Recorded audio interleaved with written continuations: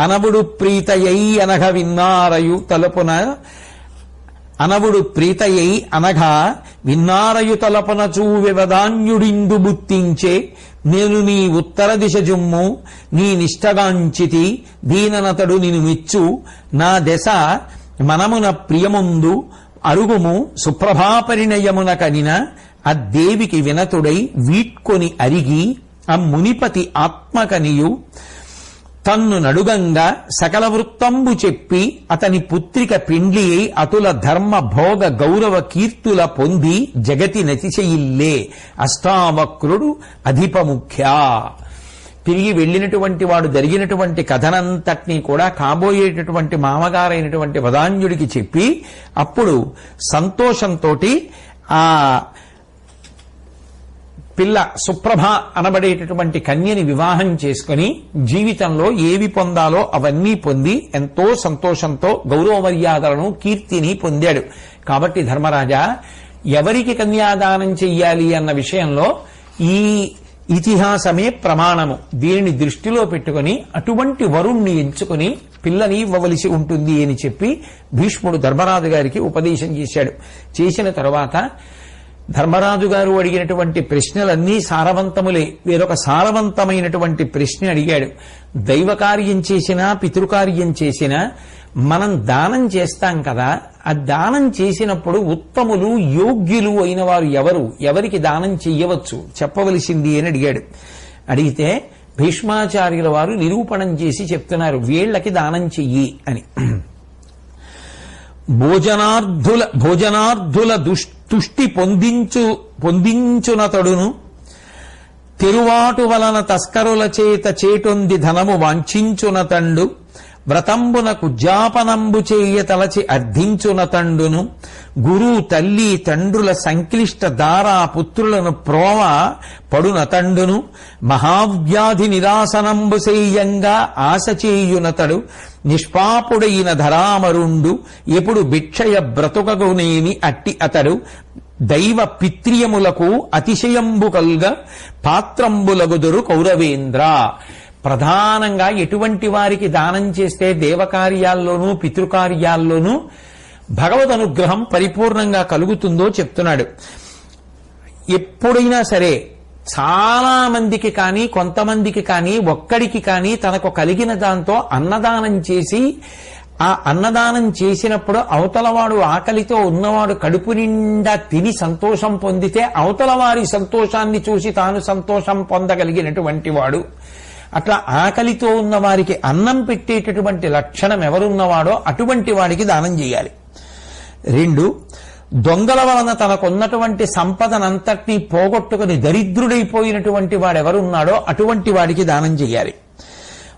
ఏదైనా ఒక వ్రతాన్ని చేసి ఆ వ్రతాన్ని ఉద్యాపన చేయడానికి అంటే పరిపూర్ణం చేసేయడానికి కావలసినటువంటి ద్రవ్యమును అపేక్షించినటువంటి వాడికి దానం చేయాలి.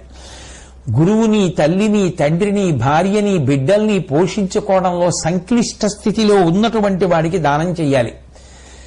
ఏదైనా దీర్ఘవ్యాధిని పొంది ఆ దీర్ఘవ్యాధిని పోగొట్టుకోలేక బాధపడుతున్నటువంటి వాడికి దానం చేసి సహాయం చెయ్యాలి. ఎప్పుడూ భిక్షాటన చేస్తూ ఏ పాపము లేనటువంటి జీవితాన్ని గడుపుతున్నటువంటి బ్రాహ్మణుడికి దానం చెయ్యాలి. ఇటువంటి వారికి దానం చెయ్యాలి సుమా అని చెప్పి, చెయ్యకూడని పనులు ఏ ఉన్నాయో అవే నరకద్వారములు. ద్వారము గుండా వెడితే లోపలికి వెడతారు. ఈ పనులు చేసేవాళ్ళెవరో వాళ్ళు నరకమునందు ప్రవేశిస్తారు. కాబట్టి ఇటువంటి పనుల జోలికి వెళ్లకూడదు అని కొన్ని పనులు భీష్మాచార్యుల వారు చెప్తున్నారు. సత్రంబు, సాలయు, చెలిపందిరియు, రచ్చకొట్టము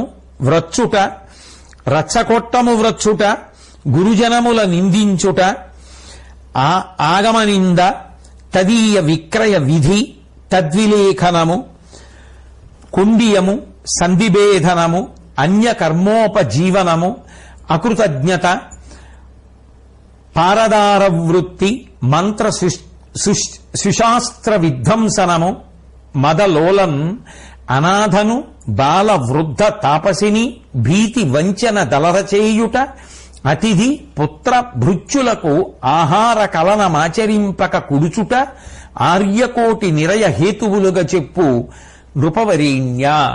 ఎటువంటి పనులు చేస్తే నరకద్వారంలో ప్రవేశించినట్లవుతుందో చెప్తున్నారు. సత్రవులు, ధర్మసత్రాలు ఉంటాయి. అటువంటి చోట 10 మందికి ఆశ్రయం ఇస్తారు, అన్నం పెడతారు. అటువంటి ధర్మసత్రాలని నాశనం చేయడం, సభామంటపాల్ని సర్వనాశనం చేస్తూ ఉండడం, రచ్చకొట్టాలు అంటే 10 మంది కూర్చుని మాట్లాడుకునేటటువంటి ప్రదేశాలు, అటువంటి వాటిని పాడు చేస్తూ ఉండడం, చలిపందిరీలు అంటే దాహం వేసినటువంటి బాటసారులకు దాహం తీర్చడానికి మంచినీళ్ళు మజ్జిగో ఇవ్వడానికి నిర్మాణం చేసినటువంటి చలిపందిర్లు కూల్చేయడం, గురువుల్ని వేదాల్ని నిందించడం, వేదాన్ని అమ్ముకోవడం, వేదాన్ని వ్రాసేటటువంటి ప్రయత్నం చేయడం, ఒకరి మీద ఒకరికి చాడీలు చెప్తూ సంతోషపడిపోతూ జీవనం గడపడం, చేసుకున్న సంధి ప్రకారంగా నియమాల్ని అమలు చేసి జీవించకుండా చేసుకున్నటువంటి సంధిని అతిక్రమించి అవతల వారి పట్ల అమర్యాదతో ప్రవర్తించడం, ఇతరులు చేయవలసినటువంటి పనులను తాను చేయవలసిన అవసరం లేని వాటిని తాను చేస్తూ ఉండడం, అట్లాగే ఇతరులు ఉపకారం చేసినప్పుడు గుర్తు పెట్టుకుని కృతజ్ఞతతో ప్రవర్తించవలసిన వాడు అటువంటి ఉపకారాన్ని గుర్తు పెట్టుకోకుండా విస్మరించి కృతజ్ఞతతో ప్రవర్తించడం, పరస్త్రీలతో వ్యభిచరించడం, మంత్రశాస్త్రాన్ని ధ్వంసం చేయడం, మదించి ప్రవర్తిస్తూ అనాథలు, బాలికలు, ముసలిది, తపస్విని, విశేషమైనటువంటి మదము కలిగినటువంటిది, అటువంటి వారిని అందరినీ కూడా వంచడం, మోసం చెయ్యడం, బాధ పెట్టడం, అతిథి, పుత్రులు, సేవకులు ఇటువంటి వారికి పెట్టకుండా తాను తినడం, ఇవి మంచి పద్ధతులు కావు. కాబట్టి ఇటువంటి పద్ధతి ఎవ్వరూ కూడా అనుసరించకూడదు. ఇటువంటి పనుల జోలికి వెళ్ళకూడదు. ఎందుచేత అంటే అటువంటి పనులు చేయడం అనేటటువంటిది కేవలముగా మదము కలిగినటువంటి చిత్తముతో చేసేటటువంటి పనులు కనుక అవి నరకద్వారములు అవుతాయి. ఈ పనులు చేయడం ద్వారా సంక్రమించేటటువంటి పాపములు నరకమునకు చేరుస్తాయి. కాబట్టి ధర్మరాజా బాగా జ్ఞాపకం పెట్టుకో, మనిషి ఎప్పుడూ గుర్తు పెట్టుకుని ఈ పనుల జోలికి వెళ్ళకూడదు అని గుర్తు పెట్టుకోవలసినవి. అట్లాగే చేతిలో కత్తి పట్టుకుని కన్యలను, బ్రాహ్మణులను, ఆవులు అందరికీ పాలిచ్చి అందరినీ కాపాడేటటువంటి ఆవుల్ని భయపెడుతూ ఉండడం, అట్లాగే చదువు చెప్పినటువంటి గురువుని, ఎంతో సేవ చేసినటువంటి భృత్యుణ్ణి విడిచిపెట్టేసేయడం, అట్లాగే అందరూ ప్రయాణించేటటువంటి మార్గంలో కర్రలు, కంపలు ఇటువంటివి అడ్డుపెట్టి వాళ్ళు పడిపోయేటట్టుగా చెయ్యడం, ఆ దారికి అవరోధాలు పెట్టి దాని వలన అవతల వారు ఇబ్బందులు పడేటట్టుగా చెయ్యడం, ఇవన్నీ కూడా నరకమునకు వెళ్ళడానికి మార్గాలు. అట్లాగే నెపం లేకుండా అంటే ఏ విధమైనటువంటి కారణము లేకుండానే డబ్బు గుంజడానికి అలవాటు పడినటువంటి పరిపాలకుడైన రాజు కూడా నరకమునకు వెడతాడు. ప్రజల కష్టాలు విని కూడా ఆ కష్టాలు తీర్చనటువంటి ప్రభువు ఎవరో ఒకరు ఎక్కడికో వెడుతూ అయ్యా కొంచెం ఈ వస్తువు దాచిపెట్టండి అని చెప్తే నమ్మకంతో వారు వస్తువు ఇస్తే ఆ వస్తువుని తీసుకుని దాచిపెట్టి మళ్లీ వారు ఆ వస్తువుని తిరిగి అడిగినప్పుడు దాన్ని వారికి ఇవ్వకుండా తాను ఆ వస్తువుని దక్కించుకునేటటువంటి ప్రయత్నం చెయ్యడం నరకానికి ప్రవేశించడానికి మార్గం. కాబట్టి అటువంటి తప్పు పనుల జోలికి వెళ్ళకూడదు. అట్లాగే స్వర్గలక్ష్మి సిద్ధించడానికి మనిషి ప్రయత్నపూర్వకంగా అలవాటు చేసుకోవలసినటువంటి కొన్ని మంచి గుణములు, చేయవలసిన మంచి పనులు, ఉత్తమమైనటువంటి తపస్సు చేయడం, గురువుల యొక్క శుశ్రూష చేయడం, గురువులను గౌరవించడం, గొప్ప పాండిత్యం కలిగి ఉండి కూడా ఏ విధమైనటువంటి దానాన్ని స్వీకరించడానికి ఇష్టపడకపోవడం, పరవనితా సంగమము ఎన్నడూ కోరకుండా ఉండడం, ఎవరైనా తనని ఆశ్రయిస్తే అటువంటి వారికి బంగారు వస్త్రాలు, మందిరాలు, అన్నపానీయాలు, దీనులకు ఆశ్రయము ఇటువంటివి ఇవ్వగలగడం, శక్తి కలిగితే ఇవ్వగలగడం, లేదా శక్తి కలిగినంత వరకు ఆదుకోగలగడం, హింసని మాని అహింసా విధానంతో జీవితాన్ని గడపగలగడం, ఇవన్నీ కూడా స్వర్గలక్ష్మి సిద్ధించడానికి కారణములు అని పెద్దలు చెప్తారు ధర్మరాజా. అట్లాగే కొన్నింటిని ఏ కారణము చేత కూడా అలవాటు చేసుకోకుండా ఉండాలి. అవి ఏవి అంటే రచ్చ సావిడి, అంటే 10 మంది కూర్చుని గ్రామ సమస్యలు, ఆ వీధి సమస్యలు, ఇట్లాంటివి మాట్లాడుకునేటటువంటి చిన్ని మందిరములు ఉంటాయి. అవి తోట, బావి, చలిపందిరి, ఇటువంటివి కల్పించడం.